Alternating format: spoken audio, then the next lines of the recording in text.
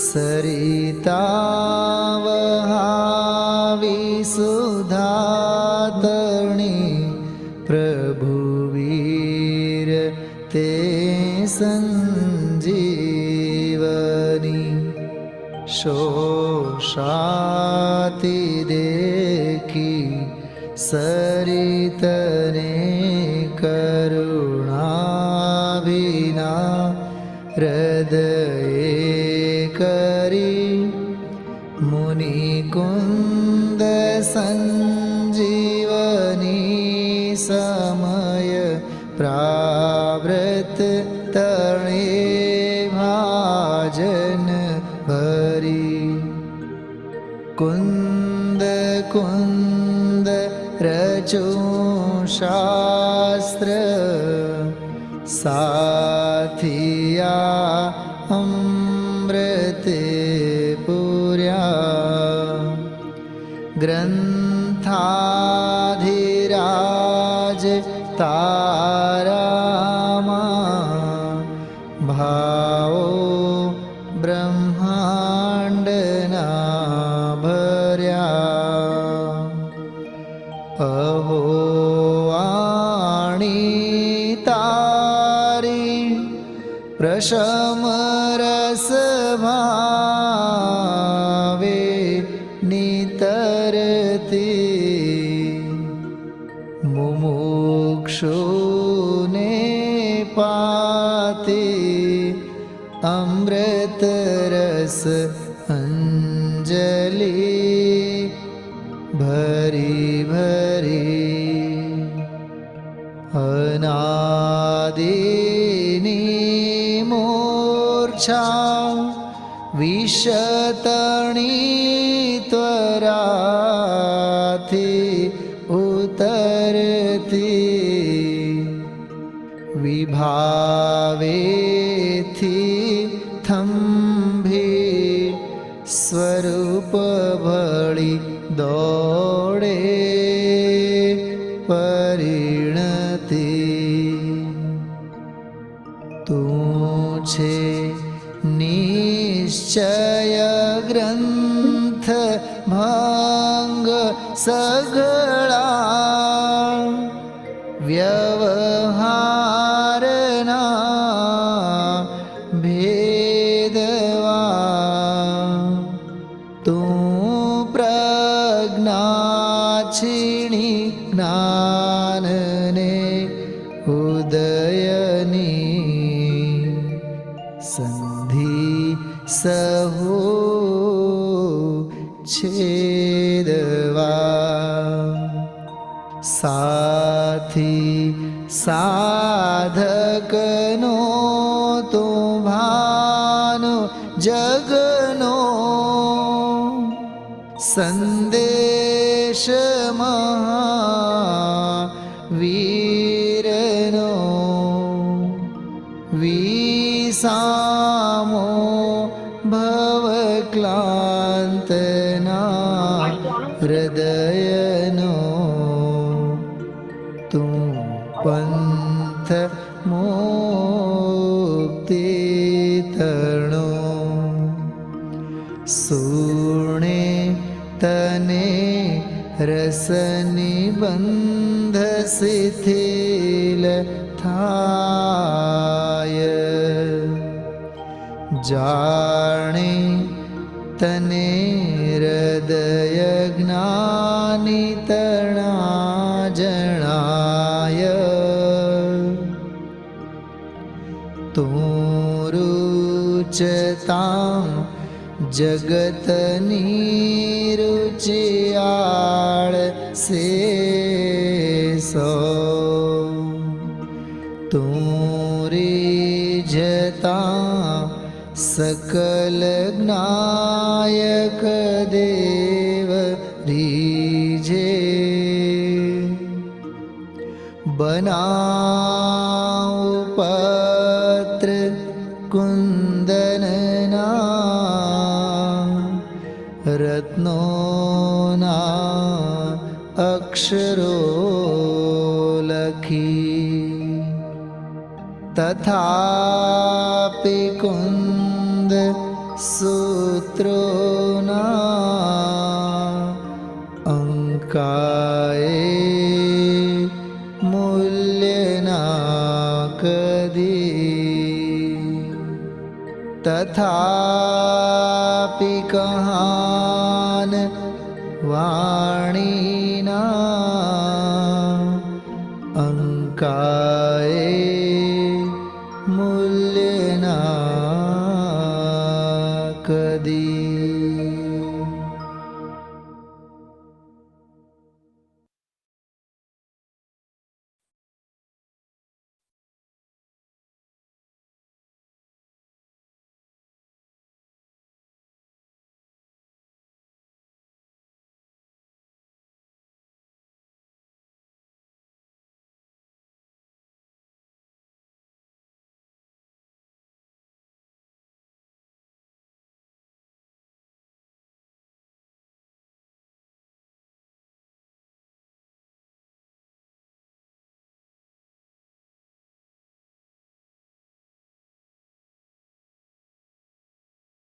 वंदितु सौव सिद्धे धोवे मचल मणु एवं गदिपत्ते भोच्छामि समय पाहुड विणमो सुध घेवली भणिदम।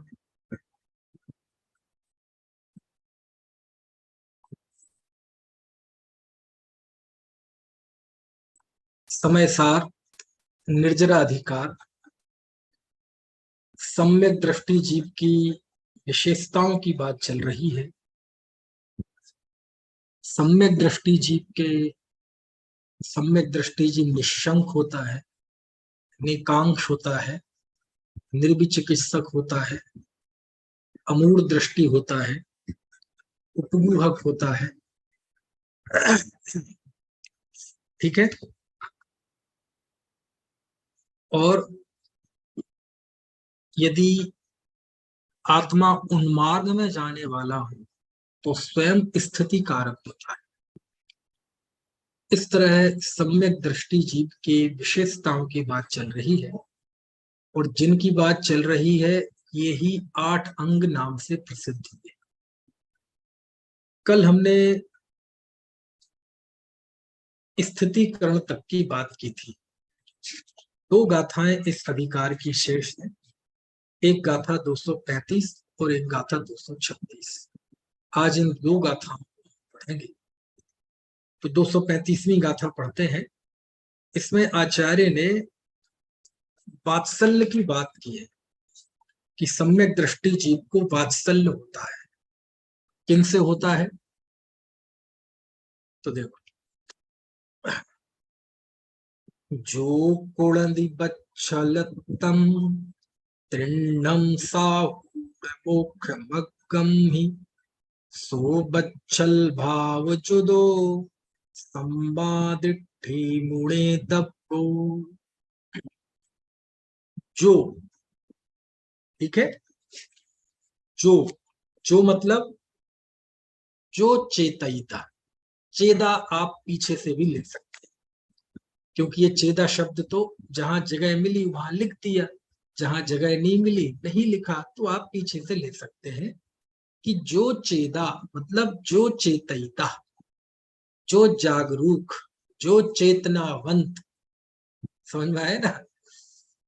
जो चेतयिता कुणदि करता है, पच्छलत्तम, पच्छलत्तम मतलब वात्सल्यत्व, मतलब वात्सल्य करता है। ठीक है, जो वात्सल्य करता है किन में? मोक्ष मग्गमी तृण साहूण। ठीक है, मोक्ष मग्गमी यानी मोक्ष मार्ग में जो है ऐसे तीर्ण साहूणम, 3 साधनों के प्रति। अब वो 3 साधकों के प्रति तो 2 अर्थ हैं उसके, एक है व्यवहार अर्थ और एक है निश्चय अर्थ। वो 3 कौन है? तो आचार्य, उपाध्याय, साधक। समझ में आए ना? है ना? इन 3 के प्रति और निश्चय से सम्यक दर्शन ज्ञान चारित्र मोक्ष मार्ग में इन 3 साधनों के प्रति पच्छलतम गुणादि वात्सल्य करता है, सो उस जीव को पच्छल भाव जुदो वात्सल्य भाव से युक्त सम्मादृष्टि सम्यक दृष्टि मुणे दब्बो जानना चाहिए। ठीक है, दूसरी पंक्ति तो वही है, गाथाओं में तो है ना, दूसरी पंक्ति तो वही है, बस वो शब्द बदल गया, वात्सल्य भाव जुदो आ गया। तो गाथा का अर्थ क्या हुआ कि जो मोक्ष मार्ग में स्थित 3 साधनों को के प्रति वात्सल्य करता है, ठीक है, वह वात्सल्य भाव से युक्त सम्यक दृष्टि जानना चाहिए। अब 3 में 2 अर्थ बताए, कौन कौन से, एक व्यवहार से और एक निश्चय से। व्यवहार से क्या माना जाता है, 3 मतलब आचार उपाध्याय साधु। ठीक है, आचार उपाध्याय साधु क्यों लिए है ना, अरे मोक्ष मार्ग में स्थित है ना ये, सिद्ध भगवान तो मोक्ष मार्ग में पहुंच चुके हैं, और अरहंत भगवान उनके प्रति वात्सल्य हो नहीं, उनके प्रति तो भक्ति होती है ना, लेकिन आचार्य उपाध्याय साधु के प्रति यानी मोक्ष मार्गी है ना, तो मोक्ष मार्गियों के प्रति वात्सल्य यानी मोक्ष मार्ग के प्रति वात्सल्य। तो निश्चय से सम्यक दर्शन ज्ञान चारित्र के प्रति जिनका वात्सल्य है, यानी अपने रत्नत्रय धर्म के प्रति वात्सल्य है, यानी अपने मोक्ष मार्ग में जो वात्सल्य रखता है, अपनी साधना में वात्सल्य रखता है वो। और व्यवहार से मोक्ष मार्ग में स्थित जो साधक हैं उनके प्रति वात्सल्य रखता है ना। तो दोनों ही अर्थ आचार्यों ने यहाँ किए हैं, इसलिए दोनों ही अर्थ हमें समझ लेना चाहिए। अब व्यवहार अर्थ तो सब जगह है ही, छेड़ाला में भी जाएं तो लिखा धर्मी सो गो बच्छ प्रीति सम, कि एक धर्मी को, एक धर्मात्मा जीव को दूसरे धर्मात्मा जीव से कैसा प्रेम होता है, गो बच्छ प्रीति सम, जैसा गाय का प्रेम अपने बछड़े से होता है। और मालूम कौन सा बछड़ा लिया है, कौन सा बछड़ा लिया है, तुरंत का जन्म लिया, यानी नव प्रसूता गाय, जो गाय जिसकी अभी अभी प्रसूति हुई हो। तो आपने देखा है किसी की गाय की प्रसूति देखी है? अब जो शहर में ही पैदा हुए, शहर में ही आज तक रह रहे हैं, उन्होंने क्या पता, लेकिन जिन्होंने ग्रामीण जीवन जिया होगा उनको पता होगा है कि जब गाय की प्रसूति होती यानी डिलीवरी होती है, तो वो जो बच्चा होता है ना, बछड़ा, पैदा होते ही गाय अपने बछड़े को चाटने लगती है। अब वो कितना गंदा निकलता है आपको पता है, जब कोई जन्म होता है किसी को कितनी गंदगी चिपटी रहती है, लेकिन उसको ऐसा नैसर्गिक प्यार अपने बच्चे से होता है कि उसे गंदगी नहीं दिखती, अपना बच्चा दिखता है और उसको चाटता है। तो आप देखो दुनिया में सम्यक दृष्टि धर्मात्मा जीव के साधर्मी वात्सल्य को, वात्सल्य अंग को बताने के लिए कोई दूसरा दृष्टांत नहीं मिला। किसका दृष्टांत मिला? पशुओं का दृष्टांत मिला, समझ में आया ना। और वो भी किसका?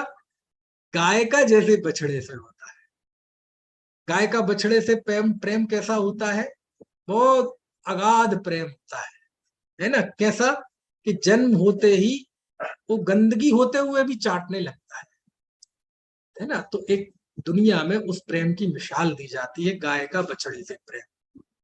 तो ऐसे ही धर्मात्मा जीव का अन्य धर्मात्मा से ऐसा ही प्रेम होता है।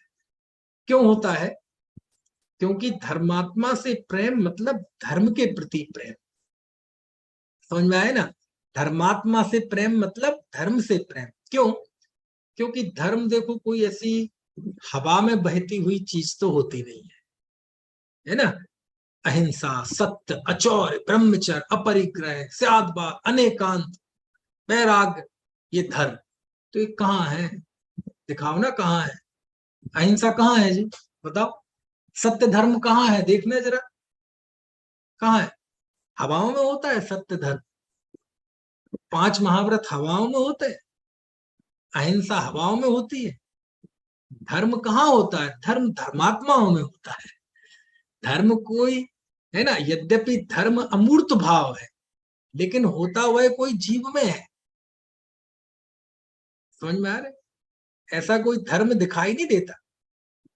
अच्छा बताओ, आप किसी दुकान पर जाएं, मिठाई की दुकान पर, और उससे कहें कि भाई साहब आप 1 किलो मीठा दे दीजिए, तो अगला प्रश्न उसका क्या होगा हलवाई का, कि क्या दे दें मीठे में? आपको रबड़ी चाहिए, रसगुल्ला चाहिए, है ना, मलाई क्या कहलाती है, मलाई चाप चाहिए, गुलाब जामुन चाहिए, क्या चाहिए, है ना? हालांकि रात में ऐसे नाम लेना जरा खतरे से खाली नहीं है। तो आप कहें नहीं नहीं नहीं, ये सब नहीं चाहिए हमें, हमें तो 1 किलो मीठा चाहिए। अरे तो मीठे में क्या चाहिए? नहीं नहीं नहीं नहीं, वो जो आप कह रहे हैं वो कुछ भी नहीं चाहिए, हमें तो मीठा चाहिए। अब बताओ मीठा लाओ से कहाँ से लाओ? अरे मीठा होगा तो किसी वस्तु में होगा, किसी मिठाई में मीठा होगा। मीठा मिठाइयों से अलग कोई हवा में नहीं चल रहा कि ऐसा पकड़ के दे दूं, ले लो मीठा। समझ में आया ना? है, है?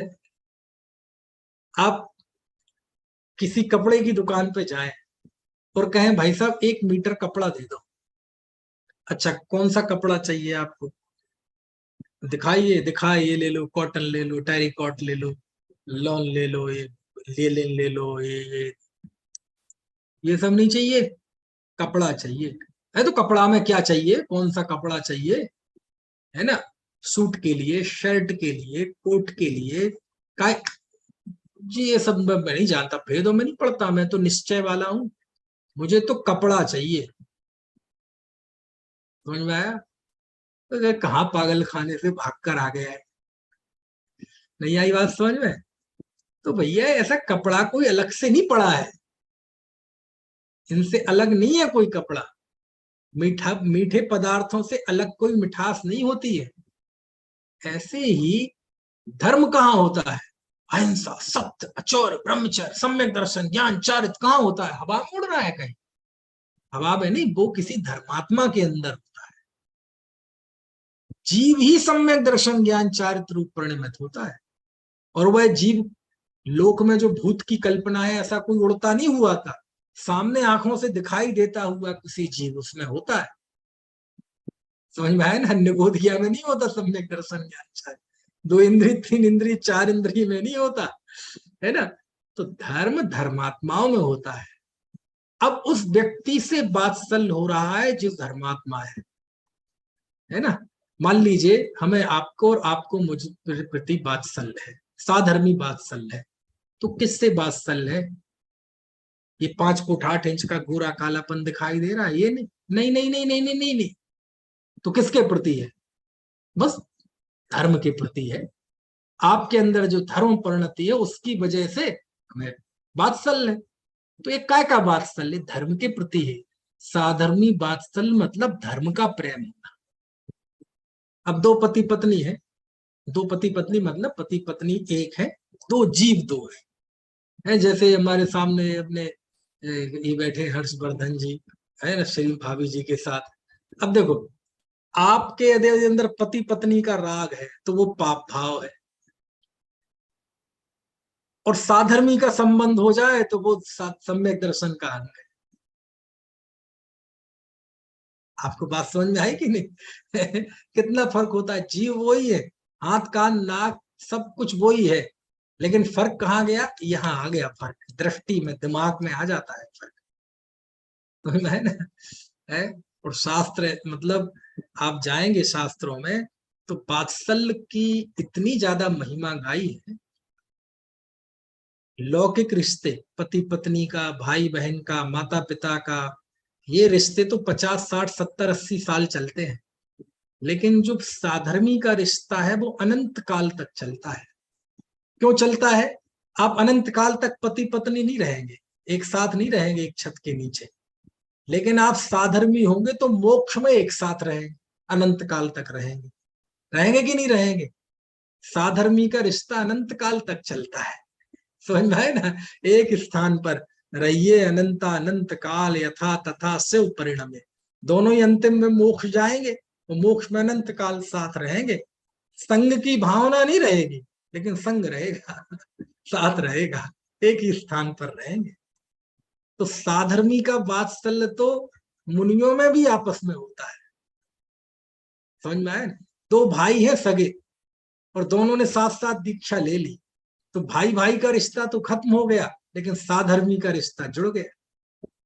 भाई भाई का राग हो तो पाप है, और साधर्मी का राग हो तो वात्सल्य है, सम्यक दर्शन का अंग है, दर्शनाचार है। समझ में आया ना? ऐसा है। तो इसलिए धर्मात्मा के प्रति वात्सल्य मतलब धर्म का ही वात्सल्य है, और सामने वाले को धर्मात्मा देखकर उसके प्रति प्रीति उमड़ी है, अरे तो वो धर्म मुझ में भी तो है। तो साधर्मी के प्रति प्रेम मतलब धर्म के प्रति प्रेम, और वो धर्म मुझ में भी है। ऐसे तो बाहर से देखें तो तीनों के प्रति वात्सल्य होता है सम्यक दृष्टि के, और निश्चय से अपने रत्नत्रय के प्रति प्रेम होता है। जिसे अपने रत्नत्रय के प्रति प्रेम होता है, उसे वास्तव में बाहर रत्नत्रय के धारी दिखे तो उनके प्रति प्रेम होता है। और जिसे असल अर्थों में बाहर के रत्नत्रय के धारी के प्रति प्रेम होता है, वो इसलिए हो रहा है क्योंकि उसके अंदर भी वो धर्म परिणति है। इस तरह बहिरंग और अंतरंग की, और निश्चय वात्सल्य और व्यवहार वात्सल्य की ऐसी ही संधि होती है। ठीक है? क्योंकि यहां पर जिस तरह से प्रकरण चल रहा है, यहां तो स्वाश्रित कथन की मुख्यता है, निश्चय की मुख्यता है। तो यहां तो है ना, दोनों में क्या मुख्य करें, क्या गुण करें, अपने रत्नत्रय के प्रति वात्सल्य भाव उसको होता है। तो बाहर में किसी के रत्न उनके भी होता है। समझ में आए ना? दूसरे की तरफ देखें तो दूसरा दिखेगा, अपनी तरफ देखें तेना तो दूसरा दिखेगा, है ना? ऐसे। ठीक है? तो दोनों ही अर्थ समझ में आ गए आपको। जो गुणदि बच्छलत्तम तिन्नम साहूड़ मुख मग्गम्मी, जो मोक्ष मार्ग में स्थित तीनों साधकों के प्रति प्रेम रखता है ना, वात्सल्य रखता है। देखो वात्सल्य शब्द बहुत गहरा है, बहुत गहरा है।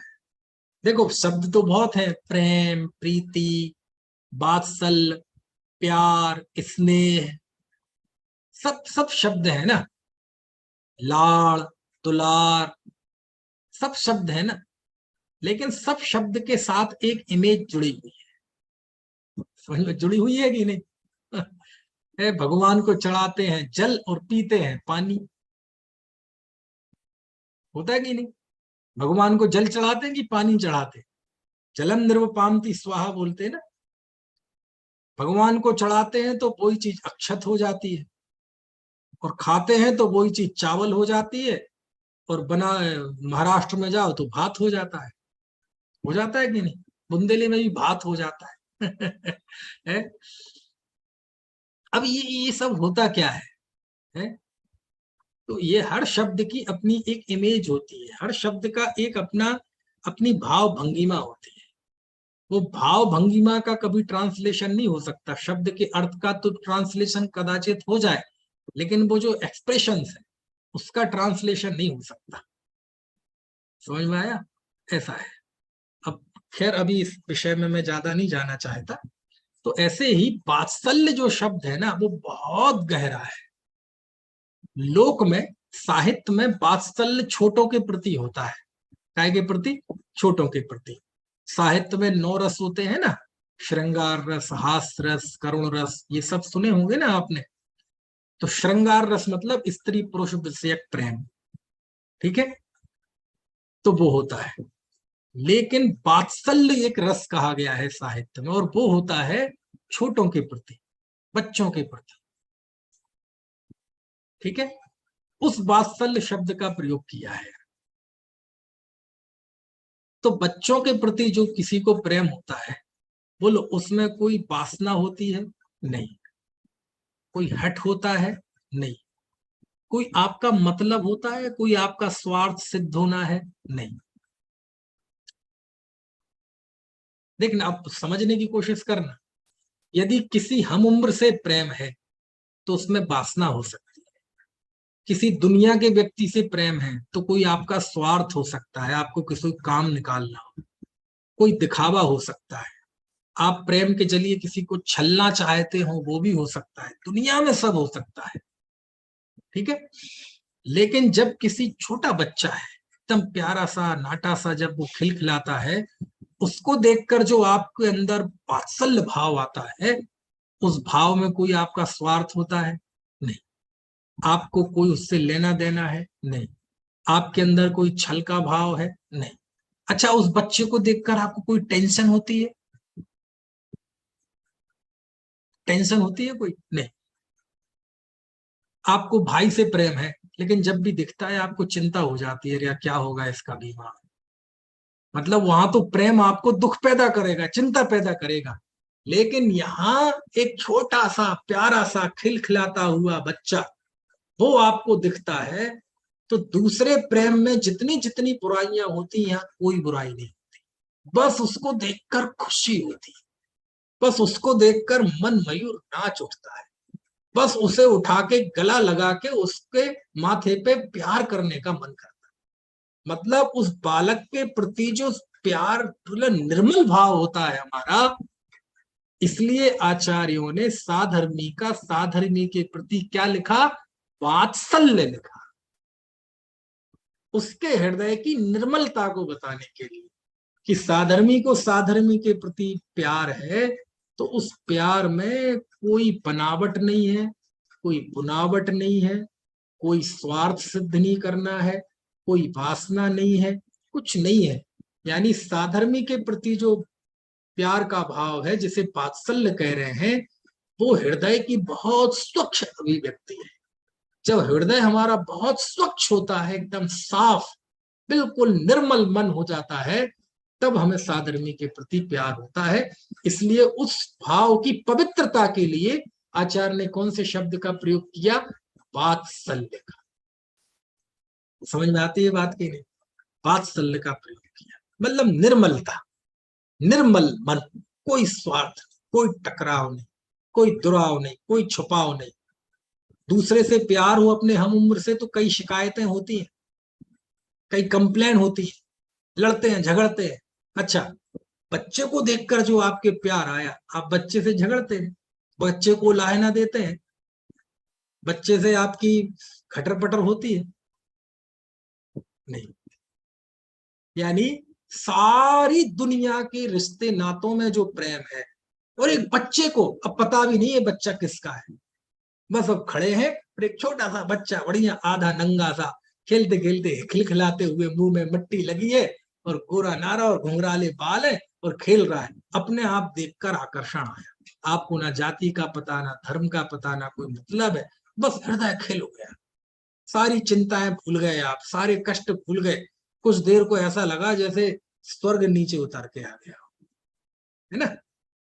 तो बस साधर्मी को देखकर ऐसा ही लगता, सारे कष्ट खत्म हो गए, सारे दुराव छिपाव उलाहना कंप्लेन सब खत्म हो गए, और उसको देखकर एक स्वाभाविक आकर्षण, स्वाभाविक शांति, स्वाभाविक आनंद।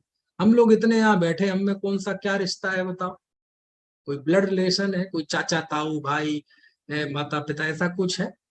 लेकिन रोज एक दूसरे को देखते तो खुशी होती है कि नहीं? ये खुशी काहे की है? आप समझेंगे नहीं? तो इसलिए वात्सल्य कहा, प्यार नहीं कहा, प्रीति नहीं कही, है ना। वो तो है ना।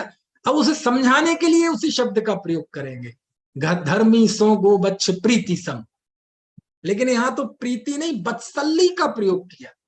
समझ में आया ना, कि जो तीन के प्रति वत्सल भाव होता है, वह वात्सल्य युक्त सम्यक दृष्टि जान।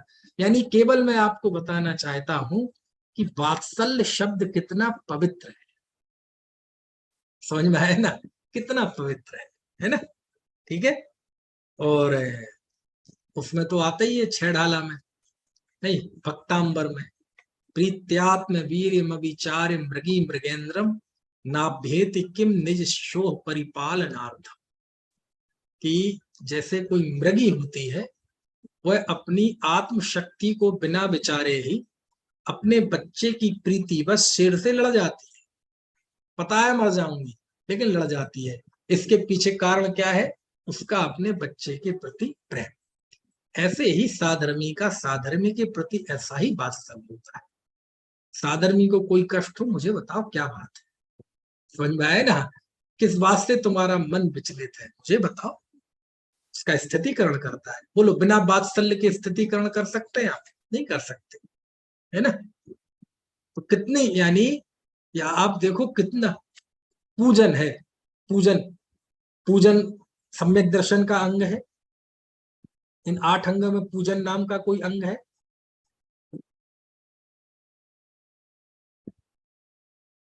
चलो सम्यक ज्ञान में होगा, चारित्र में होगा। चलो षट आवश्यकों, षट कर्मों में तो आ भी जाता है। लेकिन सम्यक दर्शन, जिसका अंगी सम्यक दर्शन है, उसके अंग में साधर्म के प्रति वात्सल्य तो लिया, और चीज नहीं ली। यानी उस भाव की कितनी पवित्रता है, तो मैं आपको बताना चाहता हूं। ठीक है, चलिए अब अंतिम गाथा पढ़ते हैं इस अधिकार की, गाथा 236। बहुत उत्कृष्ट गाथा है, जगह जगह उद्धृत की जाती है ये गाथा। और इसमें प्रभावना का वर्णन है कि सम्यक दृष्टि कैसा प्रभावक होता है। ठीक है, देखो जरा। विज्जारह मारूढ़ो मणोरह पहे शुभमयी जो चेदा सो जीर्णाण पहावी सम्मादिट्ठी मुणे दब्बो। वाह! जो चेदा, जो चेतयिता, जो जागरूक, जो चेतना युक्त, समझ में आए ना? ऐसा जो चेता हुआ है। तो जो चेदा, जो चेतयिता, विज्जारह मारूढ़ो। विज्जा मतलब विद्या, रह मतलब रथ, रहम रथम, आरूढ़ हो, जो विद्या रूपी रथ पर आरूढ़ है। जो किस, कौन से रथ पर आरूढ़ है? कौन से रथ पर बैठा हुआ है, सवार है? विद्या रथम आरूढ़। जो चेदा, जो चेतयिता, विज्जारह मारूढ़, विद्या रूपी रथ पर आरूढ़ हुआ है, चढ़ा हुआ है। समझ में आए? ज्ञान रथ पर सवार है। जो कौन से रथ पर सवार है? ज्ञान रथ पर सवार है। और मणोरह, मणोरह, मणोरह मतलब मनोरथ। और पहेसु, पहेसु मतलब पथेसु, मनोरथ रूपी पथ में। भमई, जो भ्रमण करता है, तो उसको चिणनाण पहावी, उस जीव को चिणनाण, चिन्ह मतलब जिनेन्द्र, णाण मतलब ज्ञान, उस जीव को जिनेन्द्र के ज्ञान का पहावी, पहावी मतलब प्रभावक, उस जीव को जैन, जिन धर्म के यानी जिनेन्द्र भगवान के ज्ञान का, यानी जिन तत्व ज्ञान का प्रभावक सम्मादिट्ठी, सम्यक दृष्टि, मुणे दब्बो जानना चाहिए। समझ में आए ना? कितनी बढ़िया है। यानी जैसे आपने देखा होगा, जब महावीर जयंती के दिन देखा होगा, अथवा कहीं कहीं अनंत चौदस के दिन भी देखा होगा, अभी दशलक्षण के बाद आएगा, तो रथ निकलता है, निकलता है कि नहीं? जुलूस निकलता है कि नहीं? प्रभावना रथ निकालते हैं। और जिसे यहाँ यूपी में कहते हैं उछाव, क्या बोलते हैं? उछाव, है ना? तो क्या करते हो? बड़ा रथ बनाते हैं, बना हुआ होता है, और रथ के ऊपर भगवान को विराजमान करते हैं, और उस रथ को फिर सारे नगर में घुमाते हैं। समझ में आए ना? है? जैसे भगवान को रथ पर बैठाकर नगर वन इत्यादि में घुमाकर व्यवहार प्रभावना करते हैं, इसी तरह ज्ञान रूपी रथ में, ठीक है, आत्मा को विराजमान करके मन रूपी मार्ग में भ्रमण करता है। समझ में आए ना? यानी वह जीव ज्ञान के रथ पर सवार होकर, ज्ञान के रथ मतलब सम्यक ज्ञान के रथ में सवार हो। सम्यक ज्ञान के रथ पर किसको सवार करता है?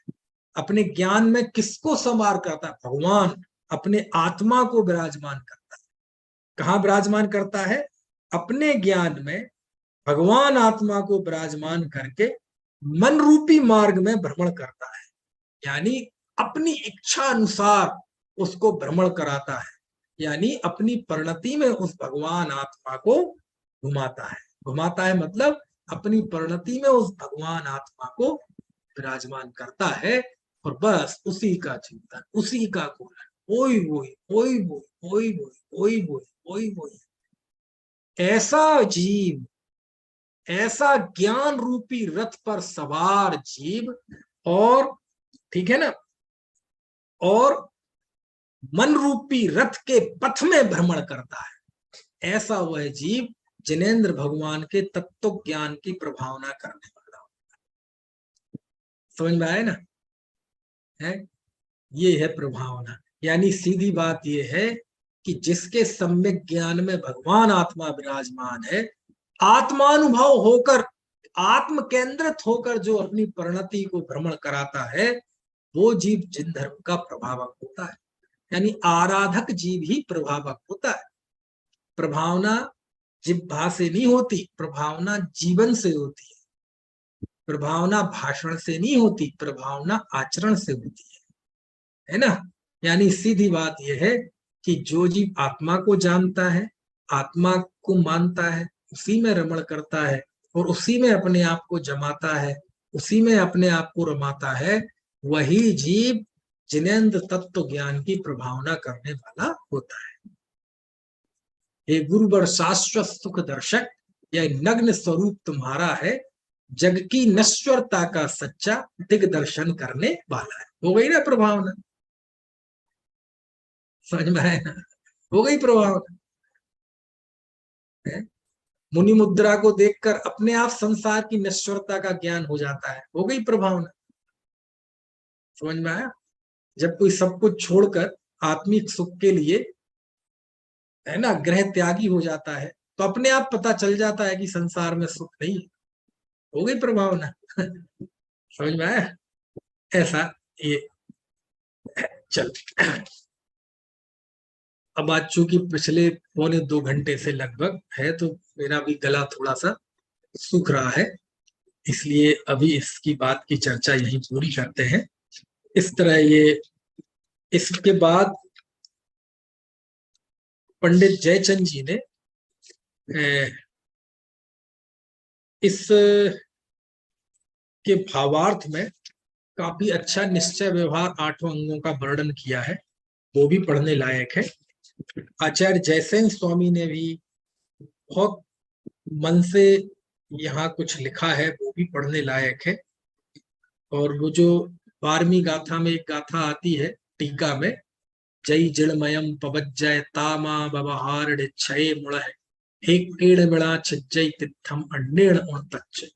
यदि तुम जिनमत का प्रवर्तन कराना चाहते हो तो निश्चय और व्यवहार दोनों में से किसी को भी मत छोड़ो।